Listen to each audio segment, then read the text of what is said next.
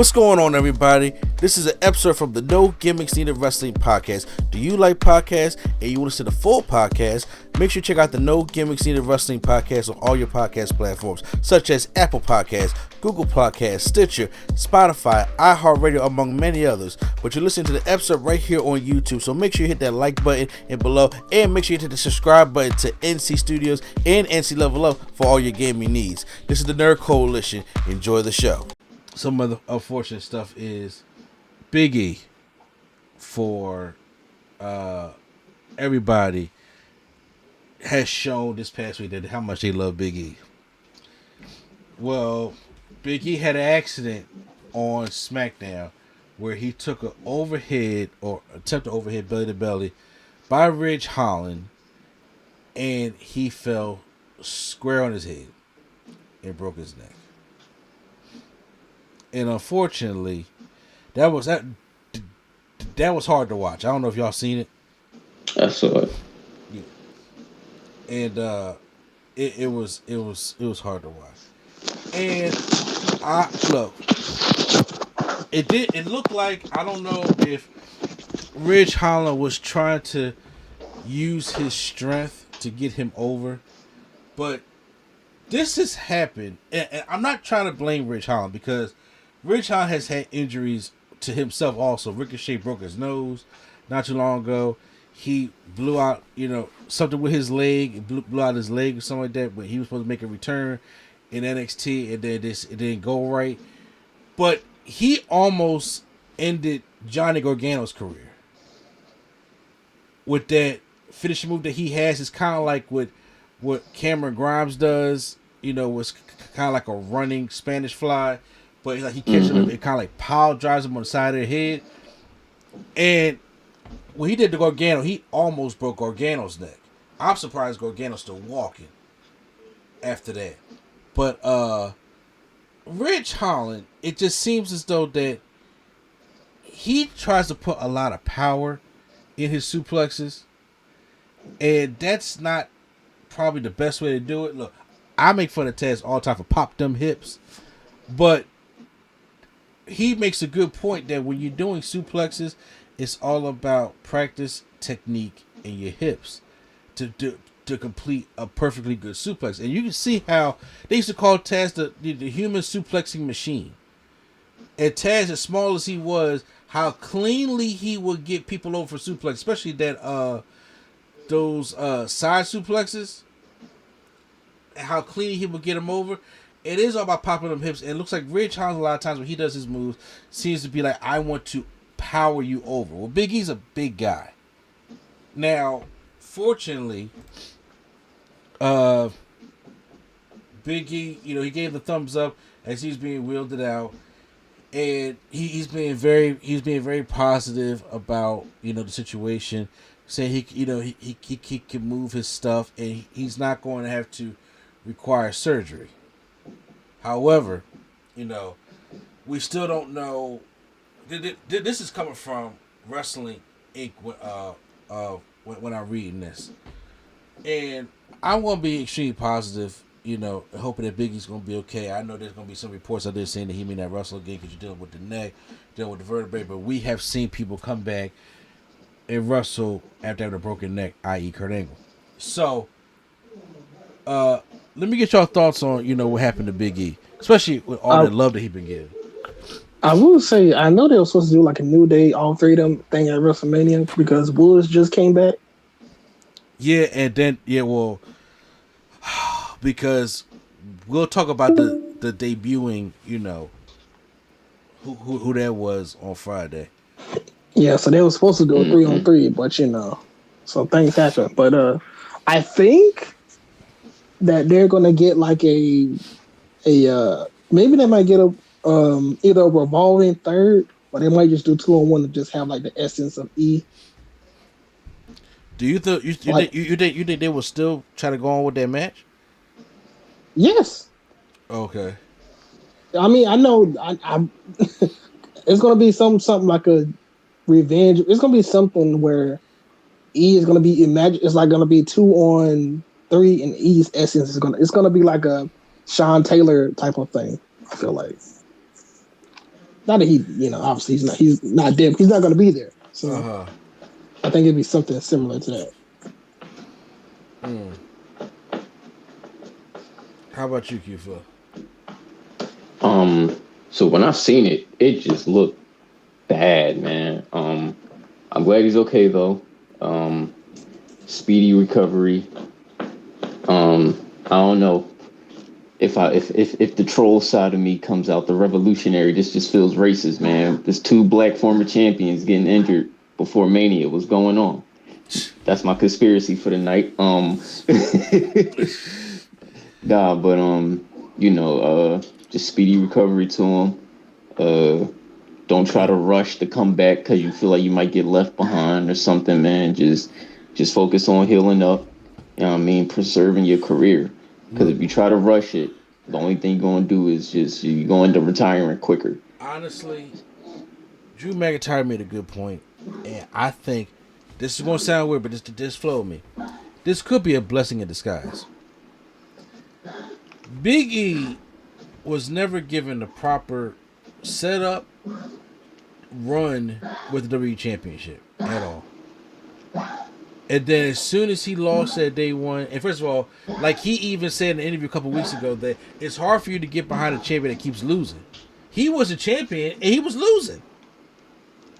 And you can't get behind a champion like that. They booked him wrong. Before you finish, all I'm gonna say is let the man come back before you give this man the title.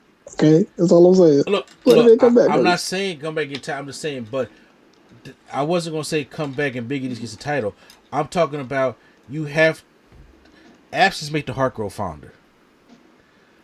Say at doggone well this man is coming back and instantly coming back to the New Day. But Vince is, this is what I'm saying, definitely coming back. Probably, this is what I'm saying. If he come, say if the Royal Rumble 2023, he's able to come back, right? And then like you hear, y'all want to go big, then say that. Then Big E's gonna, he will get a big ass reaction. He ain't got to win the Rumble. He'll get a reaction, and then people will get behind Big E like they were before he won the Money in the Bank. And then, or as he was Money in the Bank, to the point where it's like, okay, hopefully they get behind him to the point where it's like, Kofi, we can't ignore this shit. Then let's try to do the Big E singles push again, a different way. Because a lot of it's easy to say he'll go right back to New Day, but there's a lot of shit, especially in wrestling, happens in a year. A lot of stuff happens in a year, so you never know what the certain outcome is, or even if he can't come back by the Royal Rumble 2023, even if it has to be 2024. You know what I'm saying? Just for how beloved Big E is, you never know. Kofi and they may not be a New Day by that time. They could really do some Shield type shit. I'm not saying they got all turned heel. Look, all I'm saying is they're going to find a way to bring them together for some reason, even though we don't want it. Not that we don't want it, but even though we want like different people. I want to see Woods be like a singles guy. I'm saying right now they're a tag team, but a lot of things can happen in a year, so you don't necessarily even know what the possibility can be with, like, Woods can be a singles guy, and Kofi could go off and try to do his singles. So they didn't necessarily got to break up. But you just never know when it goes to separate paths. That you could find a way to build Big E back up, and just because right now he's already going to be over when he comes back. It's kind of like when Roman had to leave because of cancer. No matter what any conspiracy anybody thought, he was going to be over when he came back. Once he beat cancer. It's a good heartwarming story. That's just the way. Anytime somebody suffers a big injury or a big setback, whatever the case may be, when it's time for them to come back, they are automatically a face. It has happened to Lily. Triple H was the biggest dick in WWF in 2000, 2001, and when that man blew out that quad at that Judgment Day match, or on that Raw, whatever the case was. And he came back in Madison Square Garden. He was the biggest face in the company at that time. That's how the stuff works. So of course, no matter what they do, if y'all just stick it back with the New Day, whatever. I'm just saying, but when he does come back, he's going to be the one of the most over people on the roster, and it will be good if somebody did something with that. That's all I'm saying. Yeah, I agree with you. Everybody gets that pop when they make that return, Yeah, but especially if they, keep it a secret. but y'all have seen the love that this man has gotten from social media all throughout the week. And first of all, y'all seen the love that he was getting when he lost the championship. And the whole locker room was just like, yo, man, I don't even think he should have lost it like that. People were sticking up. It's different when, you know what I'm saying, ain't nobody got your back, like, you know what I'm saying, like your boy Hogan. You know what I'm saying? But I'm talking about these people actually like Big E. These people ain't in the back. Because there's a lot of people in the back. People are like, all right, whatever. You know what I'm saying? As soon as they out the door, the better. But no, but there are people that genuinely care for this man. That it really look, and it ain't just New Day. It ain't just black people. You know what I'm saying? So like, you're right. I wish his reign would have been better though. We all do. So like, if his reign was better, I wish like people can like, I guess, fight for him more. Well, first of all, even though they fight for him already, if his reign was better, 9 times out of 10 he probably would have got his neck broke because he wouldn't be in no fucking program with Rich Holland. That too. Okay, but to be completely honest, but however, and like I said, I'm not sitting trying to blame Rich. I just think a lot of times I see a Rich Holland match, it looks like he tries to do a lot of strength in his stuff, and I'm like, sometimes you gotta have an assistance with something, because I keep thinking about when I first heard Big E's neck broke. The first thing I thought of before I even saw any footage, because I was sick that day, and the first when I heard about it, the first thing I thought of was like, it was him trying to do that move to Big E like he did on Johnny Gargano. That's the first thing I thought of. Now it wasn't, but it was a belly to belly on the outside, and I was just like, ugh. But before I figured that out, I was like, it's either that or Big E did what I thought he was going to do and broke his neck doing that damn spear through the ropes. I was about to say, you always get on him about that spear. I be getting on him. I be like this, yo, save that shit for the pay-per-view. Stop doing that shit on SmackDown. Stop doing that shit on Raw. That shit is not... Look, Big E can have a great match. Not a good match. He can have a great match without doing that spear every fucking match. That's the way he be taking it, he don't be protect. He just be launching his shit. He don't be ducking or nothing when he take that spear. And I'm like, yo, it scared me every time, especially seeing that shit live. It scared me every time he do that shit. It's just like watching Sasha Banks dive through the ropes. Oh my God, it gives me anxiety.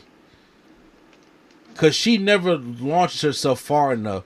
And the one time when Raw was in Philly and we had a front row seat, it was Sasha versus Asuka, and Sasha goes for the outside. She was short.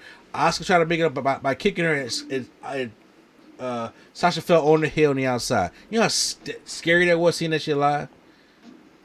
I can imagine. You know, yeah, I thought it was a good recovery. To be honest with you, exactly. I'm saying, yeah, but it was like it could have been so much worse. Or remember when Red Velvet dove to the outside to the bottom, but she like folded in half and bent up real quick, like she kind of scared herself, like, oh shit, I made it. Like there's certain things. It's like, okay, I get it, but y'all can't be certain things y'all gotta pull back from because y'all don't need that to get over. I know I sound like get off my lawn kind of guy right now, but I'm sorry. I look at safety first. You can do that shit on a pay-per-view, on a big match. At WrestleMania, pull the shit out. It's WrestleMania. SummerSlam, pull the shit out. Royal Rumble, pull it out. But SmackDown, that shit barely know anybody watching these days. Raw, the worst show on TV. No, don't do that. But my prayers with Big E. I wish him a speedy recovery, and like I said, I pray, and I like to eat the power of positivity, and I'm just like, I'm with the positivity stuff too, and like I said, when he comes back, he is going to be the most over person on that roster, and they will be dumb which they already are.